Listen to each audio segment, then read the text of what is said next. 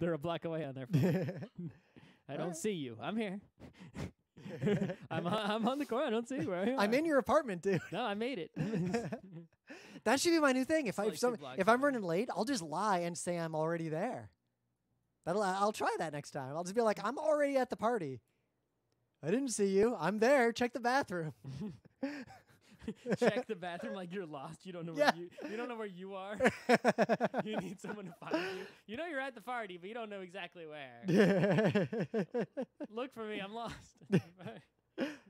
Woo! Okay, I think we're good. I think everything's streaming and all that. So, Well, start the recording. So let me put the chat over here. All right. If people are smart, they won't be in that chat. You never know. People seem to like the chat. Whoop, whoop. They're not smart people. Okay. The smart people will not be in that chat. They will be in some other chat. If they really need to be in a chat, they should be in a different one. All right. One full of intelligence and not us. It's Monday, June 11th, 2018. I'm Rim. I'm Scott. And this is Geek Nights. Tonight, containers like Docker or some shit. I came to say to Scott, I'm leaving in a little bit to do something productive. Why are you even here to begin with, though? He's Why not just go do that right now? You're getting the status update. That's all you need.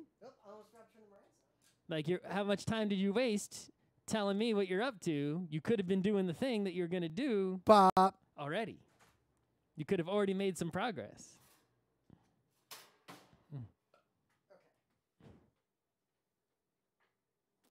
Boop, boop, boop, boop, boop. All right, I got my opening bit.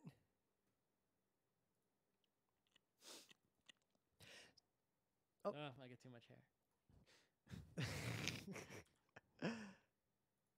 Sometimes I think that of myself. I'm due for a haircut, actually. All right. I can see your scalp there. Yeah. Mm. I'm old. What do you want? An old man. You just gonna have long hair with a big hole, or are you gonna just It's cover mostly it up small. with the front hairs? If it ever got too big, I would just cut it.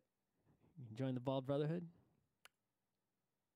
It's very convenient. That sounds like a supervillain group. It's convenient and refreshing. All right. Turn that off. And inexpensive. So if you follow me on Twitter, you might have noticed that I was talking about axe murder a lot recently. Why? So I ended up randomly, partly because, I'm into horror Please and stuff. do not give Rim any axes.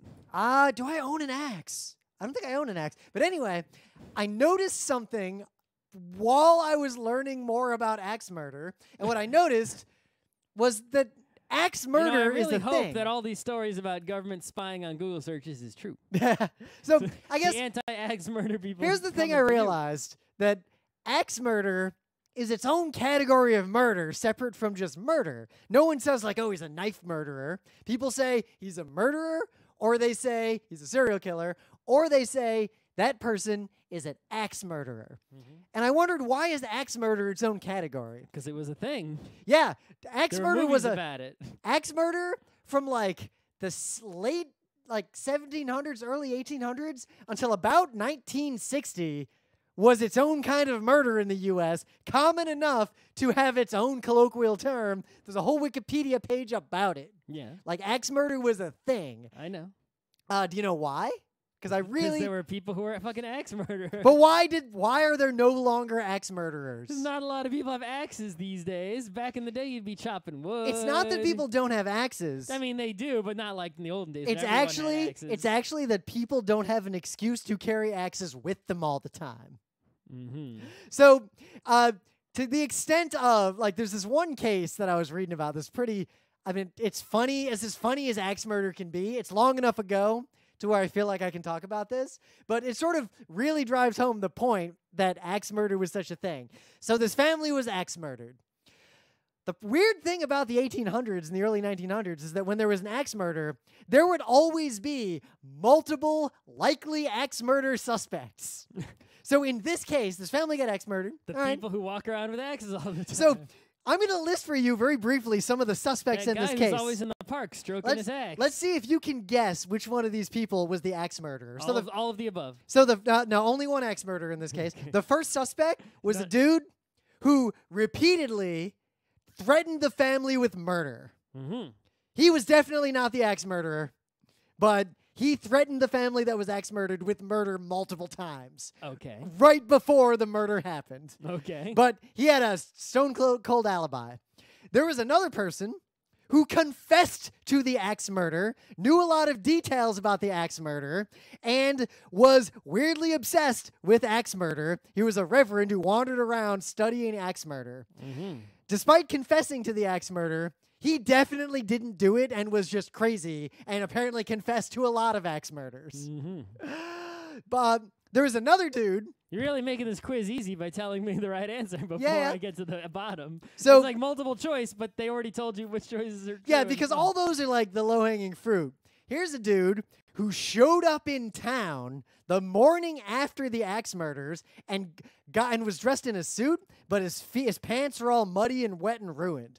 And he shows up, he's a hobo, he has an axe, and he asks for a job. And he gets a job with like some company that's doing stuff.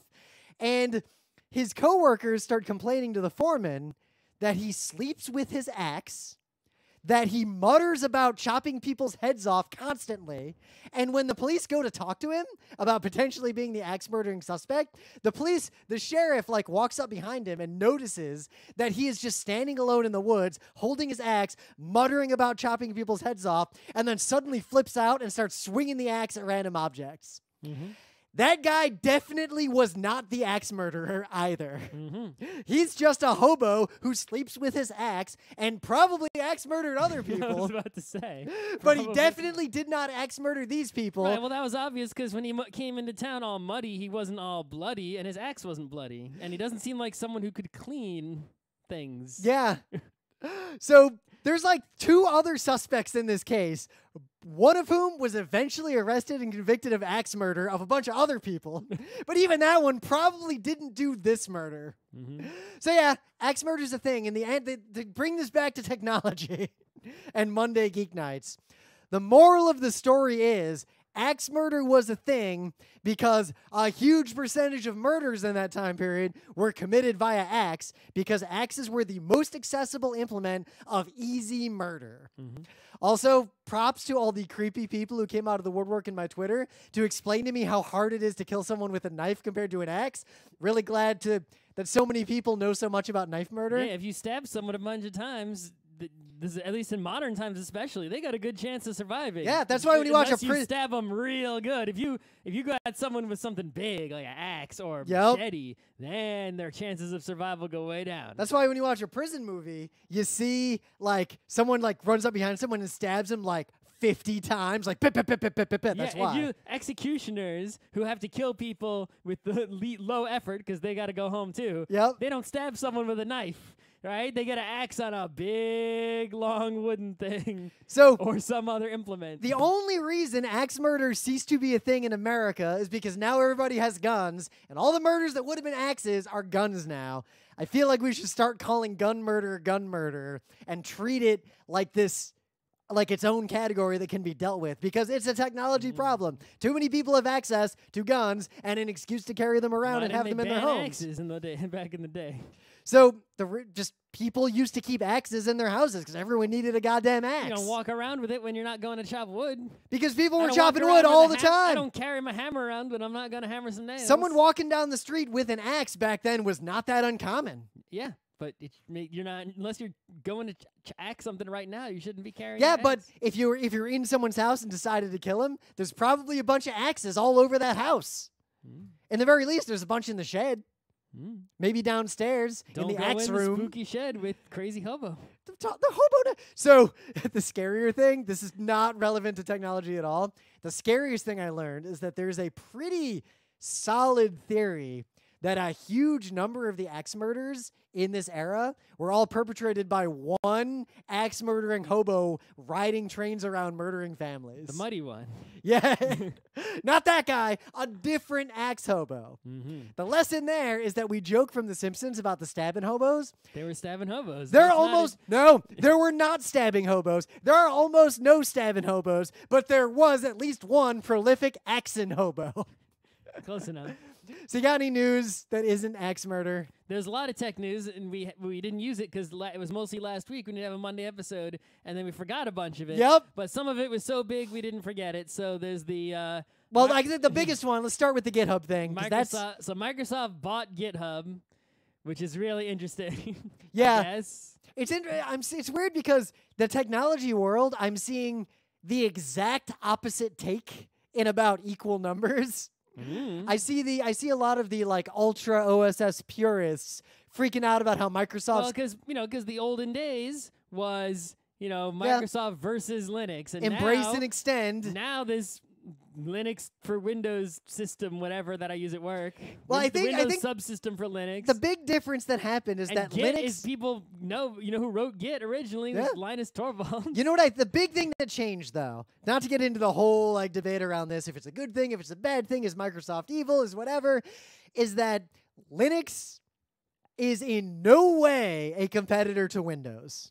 No. They solve different problems at this point. There is no future for like consumer Linux on the desktop except Android. Android is Linux. Yep. Android on the desktop. Because for most people, there's not a lot of future for the desktop. That's the point. Android now just exists on the phones, basically. Right. But anyway, and the phones are the primary PCs for a lot of people. The main reason this happened, people don't seem to know. They're just like thinking about this sort of like Microsoft versus Linux thing, right? Is first of all, is anything bad going to happen for actual users? Probably not. What has Microsoft bought and ruined? Yeah. They don't have a history of buying and ruining, really, that I can think of. But the main reason this happened is because GitHub was not making money. GitHub was very important and couldn't die because it was very important and still is because a lot of shit's hosted there.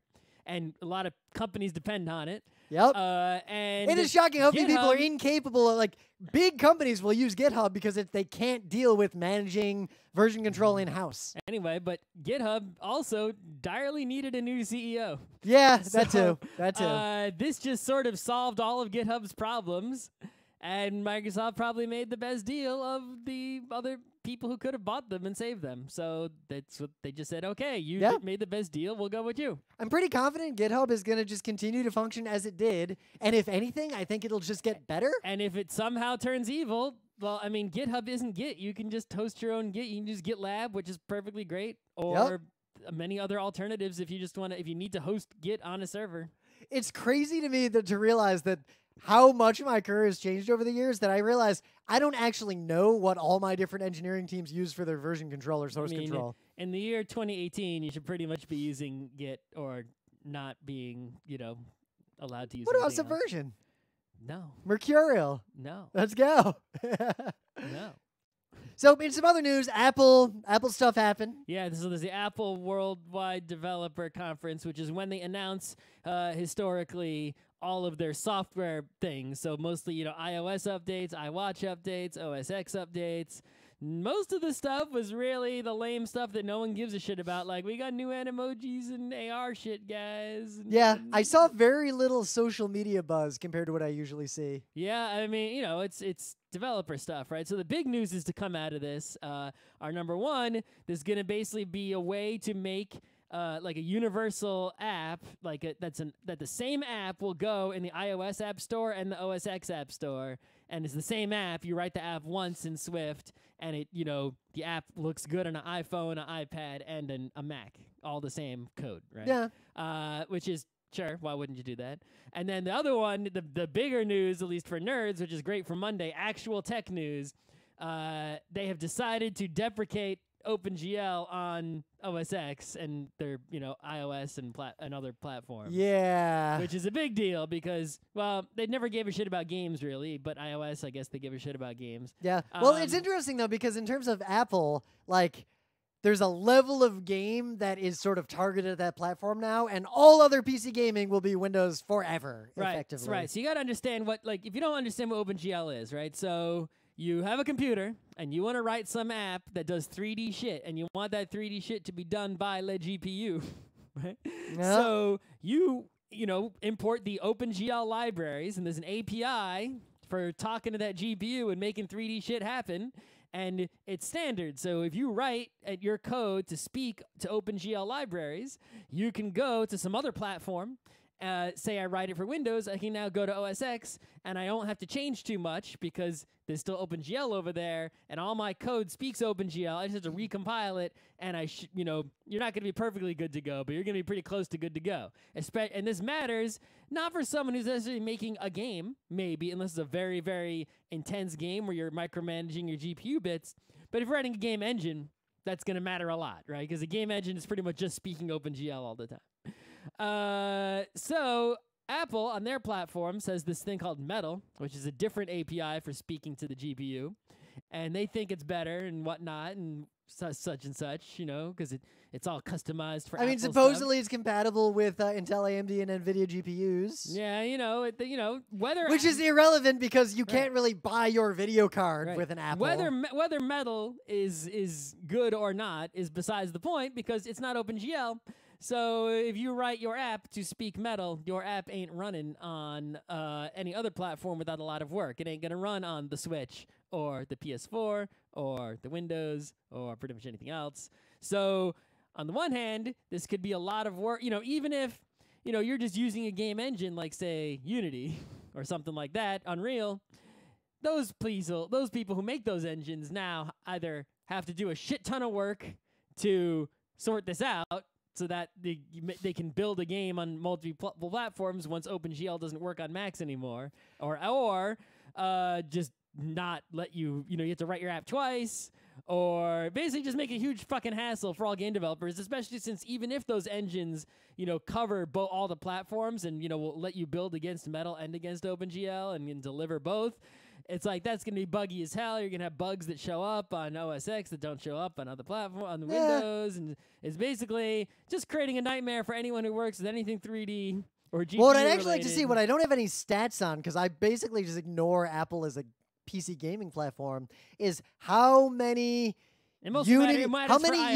many games using Unity actually run on OS X? It's mostly iOS is the real situation. Yeah, but I think the games market. I mean, if you want to talk, like Hearthstone is actually written on Unity and it runs on every platform: iOS, iPad, OS X, and Windows. I mean, Unity will support Metal Android. just fine. It'll mostly come down to, I think, games that have high. It's a hassle for them to do it, and there's gonna be bugs, on one way or the other, right? Because now you got these multiple targets instead of just one. Yeah, but then again, on PC you always have multiple targets with all the different hardware profiles. Yeah, most of those things have been washed away thanks to I would argue that most of them have whatnot. just been washed below where you pay attention to them, but they're still there, and the game development studios themselves. Actually, most of those sort of problems these days are, from what I can tell, they're handled by the NVIDIA driver itself. This is why every time there's new games that come out, you'll see like the NVIDIA and AMD drivers will make patches. Like, we fixed bugs with this game in particular. I think that I think if you open up the source code of the NVIDIA driver, I think there's like files that are like, if game equals this, change GPU settings to that. And there's like a huge mega list of like detecting what specific game and software is running and changing things based on Though that. I've found most of those are just minor performance improvements. Like the game doesn't break or anything. Yeah, there's a lot of things going on, but yeah, but they're not as big a deal as you're making them out to be. No, but the people who when you're developing a big AAA game for the PC, you work with NVIDIA/AMD to work these things out, and things aren't going to match up nicely. Well, I mean, I think in the end this doesn't matter that much because big studios either decide if they even target Macs or not. And most games it's not about, you keep thinking about Mac. iOS is running the same fucking thing. Yeah. So iOS has tons of 3D games going on. Yeah, but I feel like those games are targeting a tablet phone ecosystem, and it's a very different business model. A lot of people write the game once, and then they build it to run on iOS and Windows and Android and everything. But I guess the studios that... And now that's going to be a way, way more difficult. It's going to be twice as difficult. I don't think it's going to be twice as difficult. It mostly seems like it's really small shops that are complaining about this, and everyone else seems fine with it. Like the articles I'm finding... I haven't seen anyone saying anything positive about it besides Apple.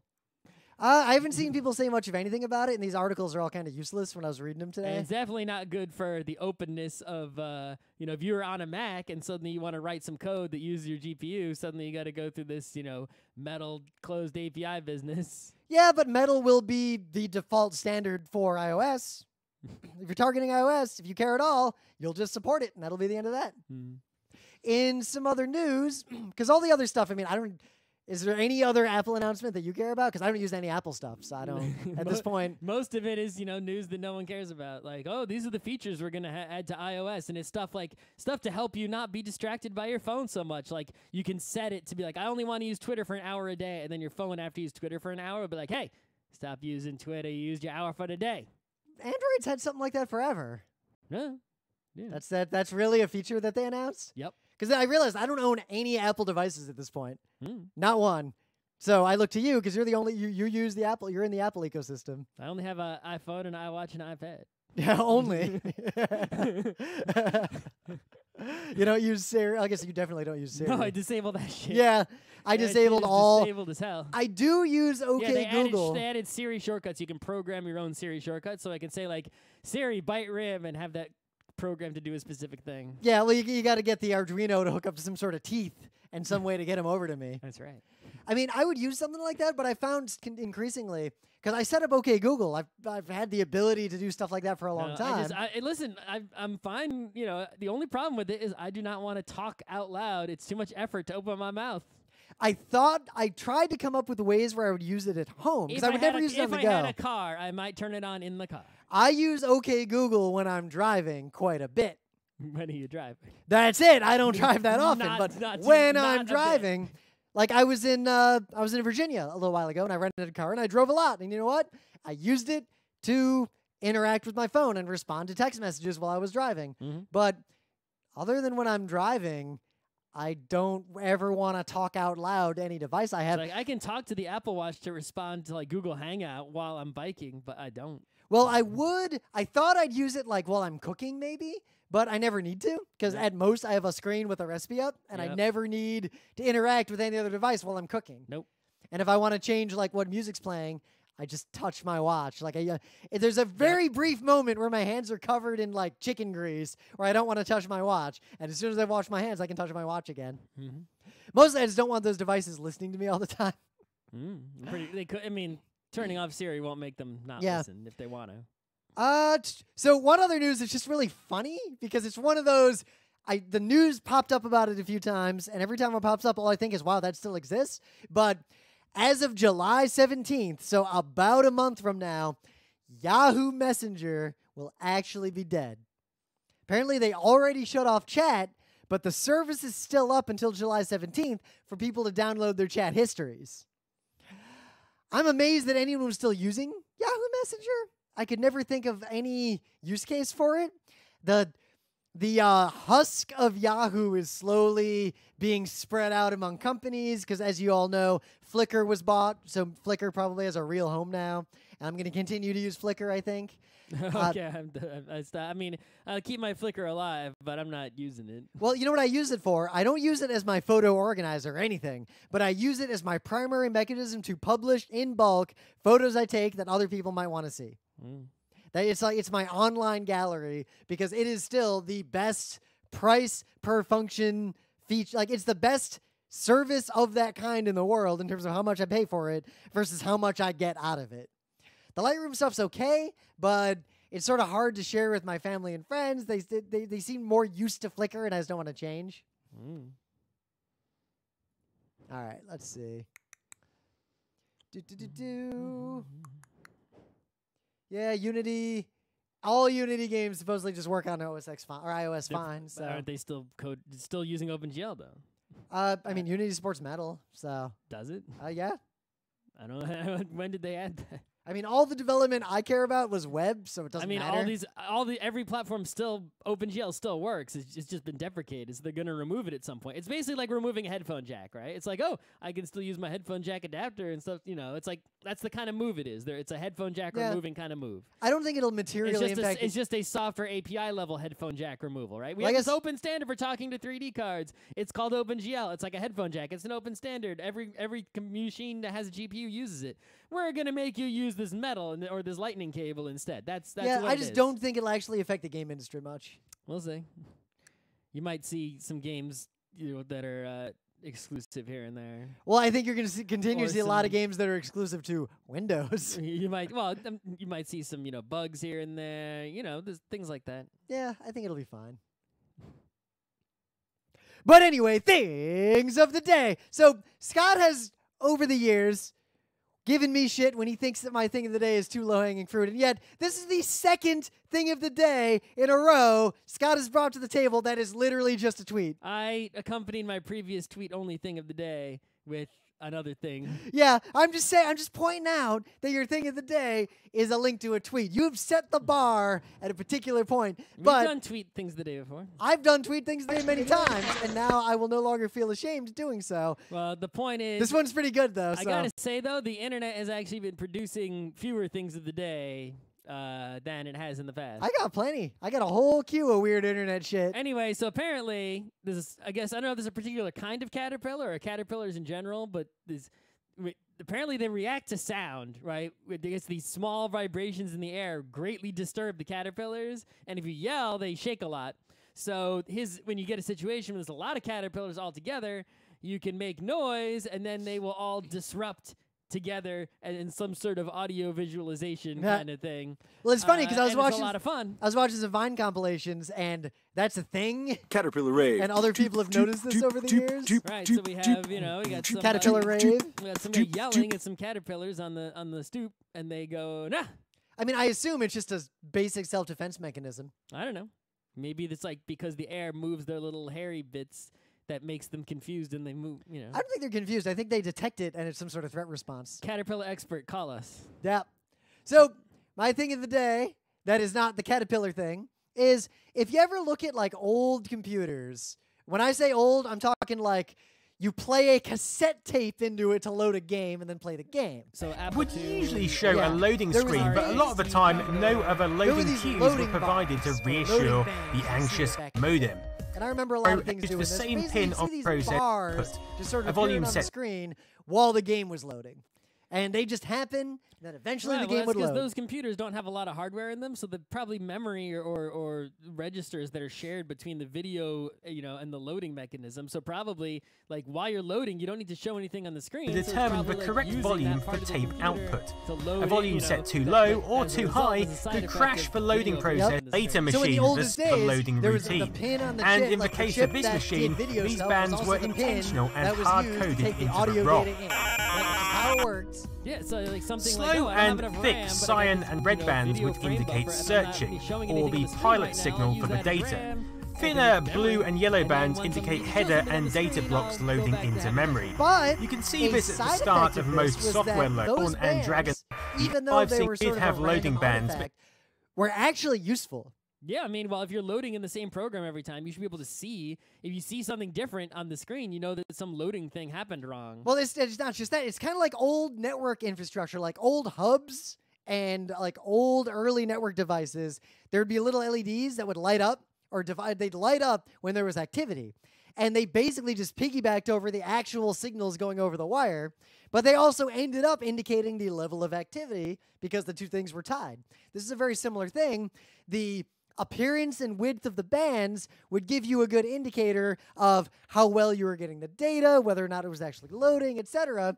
And because people were used to them, you eventually get to this point to where later computers would actually implement the bands the higher stripes to obtain a fancy... And the bands actually encode information, and an expert user could watch these bands and understand how well their loader was functioning. And it got to the point to where these bands were literally 100% virtualized also by differs in that the applications. cassette days the And tedious this is time like spent 5-minute waiting video for... that actually goes into pretty good detail explaining the history of these loading bands. And it's actually pretty fascinating, especially you'll probably enjoy this if you don't know anything about that era of computing. There's a lot of tangents and side bits here. You'll learn a lot about what computers were like back in the day. There's a reason why the Nintendo Entertainment System, or even the Atari 2600, was a far superior gaming machine to even the most advanced PCs of the day.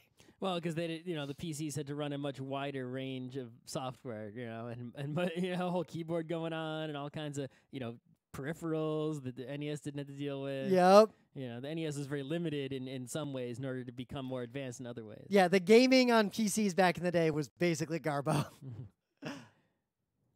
All right, let's get into the meta. YouTube audio is playing in the stream. So, actually, if someone has a question in the stream, let's see. Let me turn that off. Did you break it again? No. So, we actually have a whole bus and a weird pipeline set up to send data around between OBS and Audition and the Marantz here and this compressor. And let's see. It's not working because you fucked it up. No, everything seems to be working fine. I don't know why you keep touching it. I actually haven't touched anything since when your microphone was broken. Because I've been mounting the webcam on a more permanent thing. All right, meta moment. In the meta moment, the book club book is still Emily Wilson's translation of The Odyssey. It's great. You should read it. We're going to finish it soon and do the show on it, I assume. You making progress? Yeah. It's not a long... I ride the subway, which I did today, but... It's not a long read. No. If you read this translation, at least. Otherwise, our next big convention is probably going to be... summer, which is hard to read. PAX West. Ooh. And then after that, it's into PAX Unplugged and the Anime NYC probably. There's a good chance we'll be there. I think it's Anime NYC, then Thanksgiving, then PAX Unplugged. 3 weeks in a row. 1, 2, 3. And then right after that is going to be... Anime NYC's first year was last year, and the only reason we didn't go was because it was during PAX Unplugged. Yep. And then right after that, I think we got MagFest, and then PAX South, and then PAX East, and the cycle repeats. A lot of PAXs coming up. But before any conventions, it's going to be summer. It's summertime. Yep. Enjoy the summer. Read The Odyssey on the Beach. GeekNights content is going to be primarily focused on us being outside not making content. So whenever it rains, you'll see like GeekNights Presents Utena episodes come in. Uh-huh. All right. Main bit.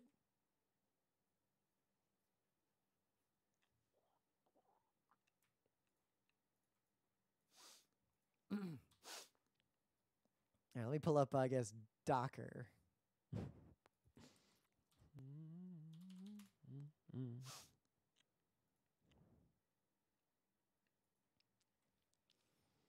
So yeah, containers. I think we've talked off and on about things like Docker and various containers. It's weird because like this is on the one hand, it's almost sort of like a new hotness of technology, but on the other hand, this has actually been around for some years now. Well, the core concept has been around in varying forms. The actual thing has been around for years now. Oh yeah. Right. But I mean, there's a lot of different container formats and container platforms, and I guess Docker is still the most well-known king one. That is the one. And there's a lot of reasons for that. It's pretty well supported. It's a pretty mature container platform at this point. So basically, here's the deal, right? It's actually took me quite a while to figure out how these things actually fucking work, because all the documentation is like how to use them.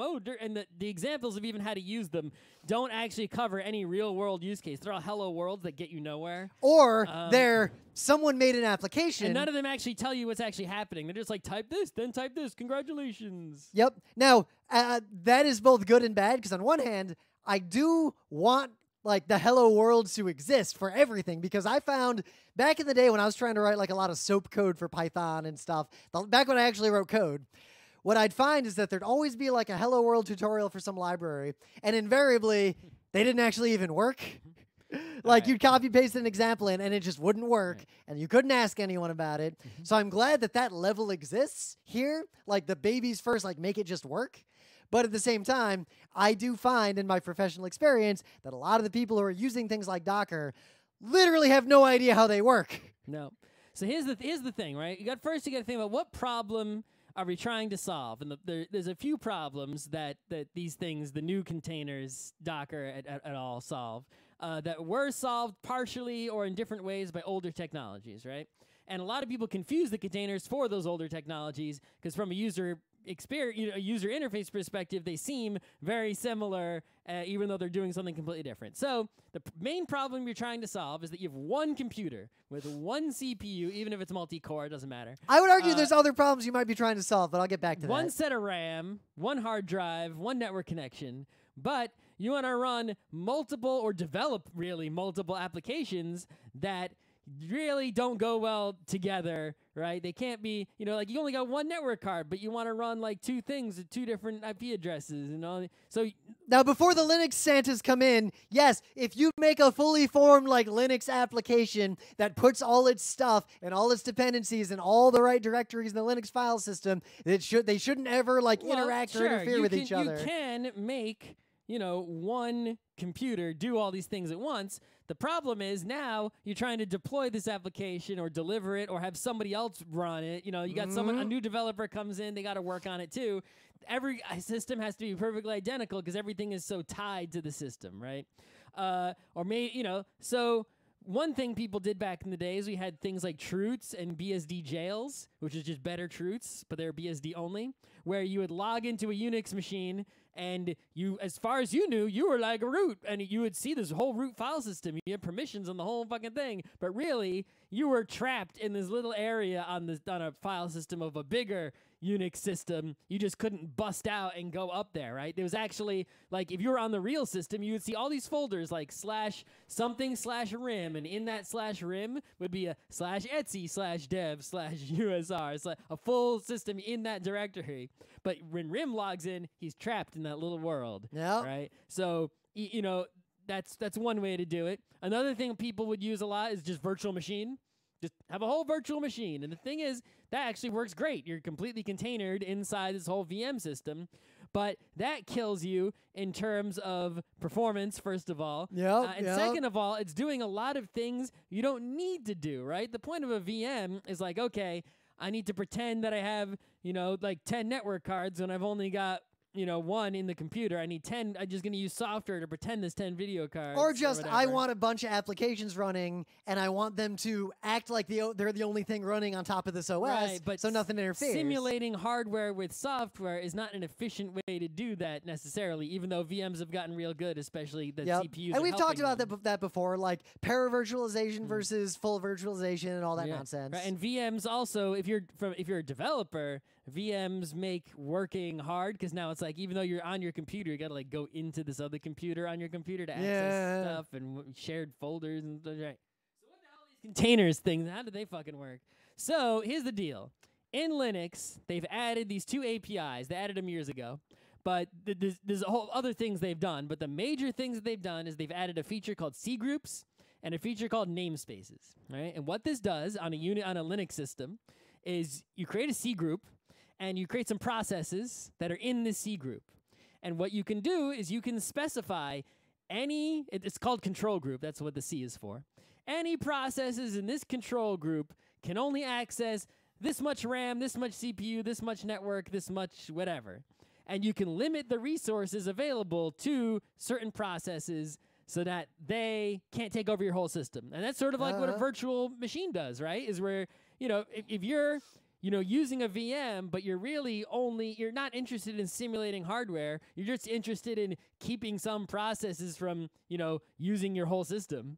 Then C groups pretty much cover that feature, right? It just uses a Linux permissions thing to limit those, processes from using all your 32 gigs of RAM. They've only got 8 gigs. Because otherwise, shared 10 VMs, that's 10 operating systems to keep up to date. And now you don't need to run another copy of the Linux kernel inside a VM and boot it and set that all up.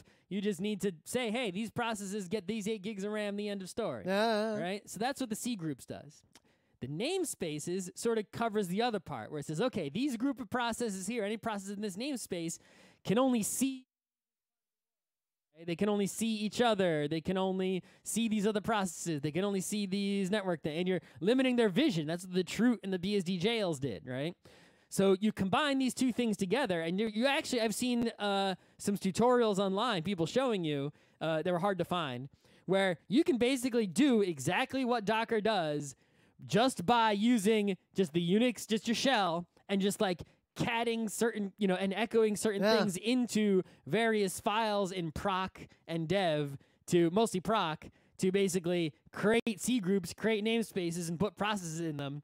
And then to prove that those were actually doing exactly the same thing that Docker is doing, they then used Docker commands to talk to the processes that were created in those C groups. And it's the exact same thing. So Docker is really just a wrapper, a convenience wrapper around these C group and namespace features. Now the value of to that isolate processes on your OS, but they're basically, those processes are running natively just like any other process is running. Now the value of making that easier shouldn't really be understated, because in my experience, especially like, in the modern world, like it's been a long time since the last time I was writing code or anything. It's actually pretty hard to hire very skilled developers who are also very fluent in Unix, Linux. Yes, so that's been my problem at work forever, is like I'm the king of Unix, basically, just because I happened to knew what Linux was when I was in high school. And I used it, like even in RIT, it was often my primary OS when I wasn't gaming so much. GeekNights was produced entirely in Linux for a long time. Right, not many people were Linux nerds, so because I have those Unix skills, a lot of people don't have at work. It's for everyone else has a Mac, and they don't know how to Linux except not me. So when it comes to things like DevOps and sysadmin, even though I'm programming is my job, I have all these other skills. Speaking of which, if anyone out there is a senior skilled C++ developer who also knows other languages and is a pretty much Linux expert like Scott, I am me. Email me. I'm really looking to hire like 6 of you. You have enough monies? Yeah. We just can't. Need like, I just can't find people. You need like $1 million anyway. I just can't find 6 people. of them.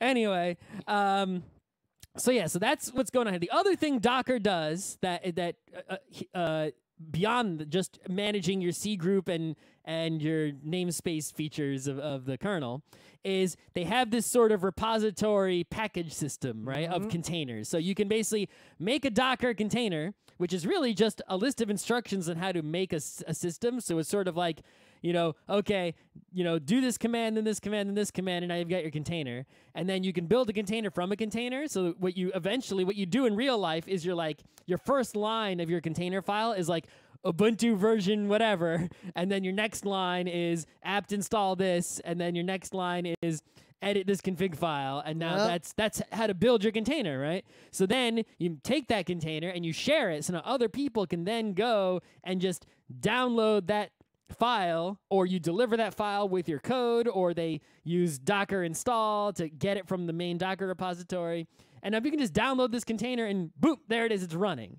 So you can solve the problem not just of separating and making your apps, not touch each other on the same system, but you can solve the problem of, okay, I've got all these developers all using different computers, who knows what, but anyone who wants to work on my application and develop this software, you can git clone and download the software, the code, and then you can type Docker up, Docker compose up, and now look at that. You got the environment running. You don't have to do any environment setup. Yep, and you don't have to know anything about environment setup or anything about Unix. In the previous era, like before there were like easy ways to do this, environment setup was a huge part of the rollout process of anything I've ever been involved in. Yeah, I mean, you would show up at a new job as a developer, and it would take you like a day or change to set things up. It took me 3 or 4 days to because I was doing IT, I wasn't coding, but even then, everyone had to have like a local VM that basically mirrored what the production systems are like. So you had an environment. Right, to, there are tools.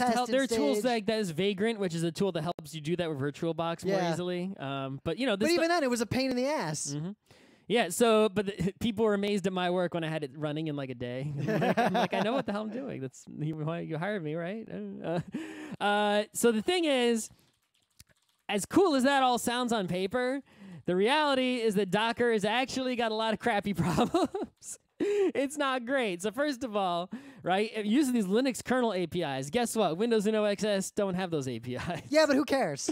If you run Docker on Windows or OS X, what's actually basically happening is you're running a virtual machine with a Linux kernel in it. Yeah, that you then talk to. But honestly, who cares? What's your server gonna be but a Linux server?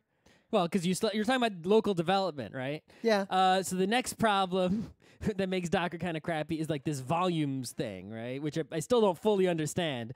But basically, you still want to have some sort of, it has to do with storage, right? So you have some storage, you want to have it shared between containers. Maybe that's where your source code is. Maybe that's where, your binaries are. Or maybe you're using these containers in a production environment because you spin them up for load balancing. You got to put your database in a volume somewhere so that all these different, database servers can all access, something like that, right? Yeah. And basically the way the volumes are implemented, as far as I can tell, I don't know the details, but the result as a user of them is that it's complete garbage. It kills, like on OS X, your performance just goes to shit. On Linux, you have all these kinds of issues, like files getting overwritten or permissions problems and all kinds of, like you go into the container, and in the container, you're root for everything, and then, so that container writes to a volume, and then you leave the container, and now the file is root, even though in the other container it wasn't root, and you can't translate the user permissions over to the inside of the container. You got issues like you do Docker up, and you have a dependency. You say, don't start this container until that other container is started. So that other container starts, but it hasn't actually started the application in the container yet. But the other container has no way of knowing. So now it fails to start up because the database isn't actually started. And you're supposed to, the solution for this, the official solution, is to write a wrapper script for everything, which is complete horseshit duct tape garbage, right? It's not elegant or good at all. So, as nice as this is, like, you've made a wrapper for these APIs that are otherwise difficult to use, it's still really crappy and not well done and not nice. So what I would recommend to people is if you want to solve the problems of, I'm developing a software and I need other people to also develop this software who have different computers, and I want them to be able to get up to speed quickly and not have to learn Unix, then I think Docker and other containers are a good solution for that, because it makes it easy. If you want to run your stuff in production, I do not recommend the Docker. Yeah, well, so it depends on what you're putting in production, because an area that I actually have a lot of wood to cut right now is a bunch of microservices, and Docker's actually pretty good for productionizing microservices in certain contexts. If you've got something real simple, right? Like if you want to real simple. You want to make an API that does really local stuff and provides like a REST interface for a limited set of interactions on one type of thing? If you've got something so simple, it just runs, it's one process, it runs on its own, right? It doesn't need a whole lot of dependencies and it's not complicated. Yep. You can probably just make it in a container and get that container to run on some sort of, serverless platform, and it'll be just fine. Because a big part of like modern delivery of software, especially web services or web-facing tools or like big things in companies, is that there's a lot of physical infrastructure and a lot of machines and a lot of VMs and all this nonsense, and environments get out of control, or you've got to stage things from dev to QA to UAT to pre-production to production to scaled production. And if you can break things down into these very simple microservices and Dockerize or use some sort of container, some way to make sure the environment within the local environment of each one of these services is identical in all these environments, regardless of the hardware or even the OS you might be on top of, there's a huge operational win there. Yeah, if you can set it up. The thing is, in reality, what I've seen is that most people who try to use these things like Docker Pool and Kubernetes and all these platforms for Docker in production, right, where you basically, okay, my application has, these processes. There's this process that, 3 processes. Yep. I just have a whole... Cut it off. I set up a whole farm of just machines, and then I spin up any number of containers for those processes, and if they fail, I spin up new ones and such, and it's all magical. Basically almost anyone I've seen try to set that up has been a disaster, and the benefits have not been reaped. Right? I have reaped those benefits, and I have that shit working, but unfortunately, I'm at a level of the way I interact with my engineering teams that I don't see the details of how they make this happen. The point is, if you have the skills to sort of make that happen well, you could have just set up servers, right? You don't. The Docker in that case is really only saving you the trouble of having to know things about Well, Unix. I guess, yeah, I'd put it this. It's not really saving you any other trouble. I'd put it this way. Use containers if they solve a problem you have that isn't just, I don't know how to set up a single Linux server. If you're running one Linux server for production and one for UAT and one for dev, you probably don't need Docker. You can probably keep those in sync. Right, because like the namespaces issue is about keeping you, separating the resources on the machine, right? But in production, the only thing running on the machine is your application. What else is running on there? Yeah. It's not a local development machine, so you don't need the namespaces. And the C groups... Unless your production's so big that you've got like 20 different services you're providing. Okay, but also the point, so the C groups are to manage the resources, right? Don't let this process use more than 25% of the CPU, stuff like that. But if you have a big server farm, you can just use, you're probably using some sort of paravirtualization, and even though it's one hardware machine, like one giant, one thing on a rack, it's actually running multiple, VMs in it. So you split things up that way. You don't need another layer of splitting up. You've already got the paravirtualization layer. Know what you need your layer for. There's two. You can use things like Docker to make consistent development environments, and there's a whole set of challenges and values and pros and cons there. And then using this for production services is a different problem, and it's a very different space to decide if it's actually worth it or not. It also, and like I said, there's a lot of hassles. You're basically trading one hassle for another, right? It's like you can avoid some Unix stuff and some setup and some labor, but that stuff is almost always just going to work. Whereas if you go to Docker, you can avoid doing some of that work. Instead, you got to deal with these hassles of the shit not working. Well, more importantly, my real worry is that a lot of people, orchestration of a lot of people at that stage in like a production environment might use something like Docker because it's easy, but not fully understand the ramifications of the way they've set it up. I think security holes, most people, performance problems. Most of the people I have seen using it don't have, even the ones who are pretty good at configuring it and making Docker files, don't actually understand how it works with the C groups and the namespaces and all that stuff. Yeah. They just sort of, they don't understand. Again, people don't understand the difference between a container and a VM. But if you're using that just to make development environments, at least that's relatively safe. Like the damage you could do is pretty minimal. That's what I think it's good for. Yeah. But don't just take Dockers and deploy them into production if no one on your team can go deep into what Docker's actually doing with the OS. You need at least one person who understands what it's doing on the low level. Now, the one benefit of using Docker in production, right, is that you have a situation where, people are developing locally, right? They're using the Docker to make it easy, but in production, right, the environment might be different than local, right? Yep. If you use Docker, the one major thing you can do is that to make sure the production environment is the same as the local environment. And you can do this with or without using Docker in production, right? You can simply make sure that the Docker file creates an environment that's identical to the production one because it's just Linux. Yep, you could version your Dockers. You have Dockers that reflect various planned stages of production. So it's like, okay, in production, we're using this Linux distribution. So your Docker container makes that Linux distribution, right? And now you made sure it's identical, so people are developing in an environment that's identical to the production one. And if you do end up using Docker in production, well, then you're definitely using the same exact environment because you're using the same Docker file. And this makes it really easy if you have We had lots of problems at work in the day where everyone's developing on Macs,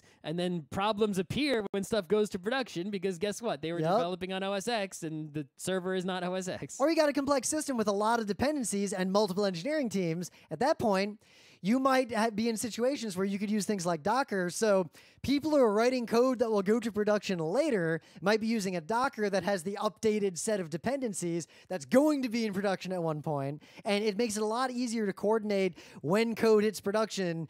All its dependencies are in production at that time without having to maintain a million VMs. Well, another thing you can do, for example, is let's say you're writing a Python app. It's just a Python script, right? And you make a container for your Python script.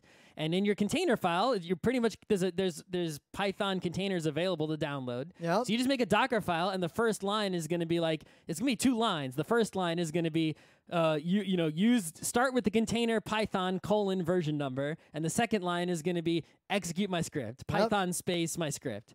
right? So you want to test this script, the different versions of Python, just edit the Docker file, run it, edit the Docker file, run it. And now you're testing all these different versions of Python without having to install 100 different versions of Python on your OS. Actually, that's a good point. That's one use case I've seen. You can just keep downloading all these different containers or building all these different containers with all these different versions of things and run your same code and test it in all these different versions to see, you know, and if you're if you're making software that needs to be deployed in situations where different versions of things, I want to test my web app on Apache 2 and Apache 2.1 or not even that. The new version of Ubuntu came out. With very complex projects, both versions. A big problem is actually maintaining and running unit tests against code.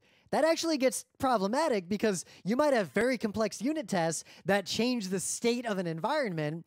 And I've seen some recent modern QA processes spin up a million different Dockers, each of which is a self-contained environment to test one particular thing. That is most of the, if you look around, if you want to try out containers for testing, right, there's many equivalent, I'm not endorsing this one, it's just one I know of, but is Circle CI, and they have a free tier.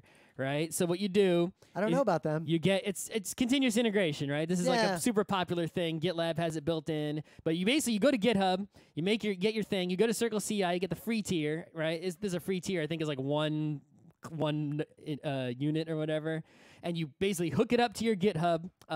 You put a .circleci file with instructions on how to run your tests and stuff. And then what happens is basically anytime you merge into your thing, it's going to take your it's going to go to Circle CI. Circle CI is going to use Docker to create a container that runs your app according to your instructions, right? And they can just do this because they can run everyone in the whole world. They can run everyone's apps no matter what you're developing because they're just making containers and turning them on, running the tests in the container. That is way turning them easier than like Jenkins running a bunch of unit tests against your environment. That's basically what Jenkins does too. It's basically this is a hosted Jenkins, right? But it's not just you can use Jenkins to do the same thing. Suddenly you got a testing server. It needs to test all these different applications. Yep. It can test anything as long as it runs in a container. Because all it does is turn on container, execute command in container, close container. But that's very good for take out the information from the test report. Complex unit tests that change the state of the environment, or especially negative unit tests that test against a broken on purpose environment. Yeah, so you can basically have your tests run in containers, and then you can have these servers that can run any test on anything as long as it's in a container. So you know what I'd really say? Like a lot of people listen to GeekNights are younger and they're still in college or they're early in their career. You want to have a guaranteed job? Be good at both Linux and Docker.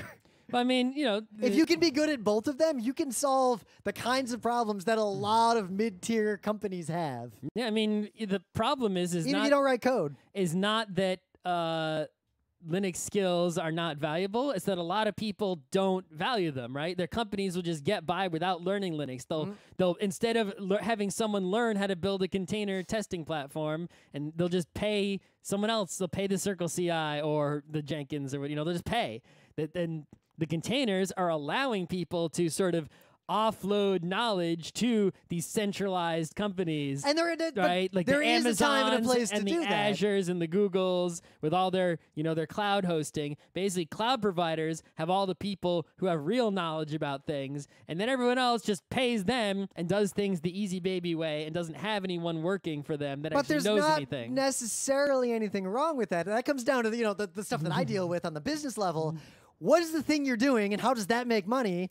And whenever possible, it's not always the best idea, but sometimes it's a good idea to find the things that don't actually matter to the way you're making money and pay someone else to handle it. The problem is those things don't matter until they matter, and then you hire people. Yeah. It's like, oh, I did everything with these containers, everything's beautiful, and then you go live, and then your application gets more complex, and then, oh my God, this doesn't work anymore. Well, that's the thing. What's the scale of what you're doing?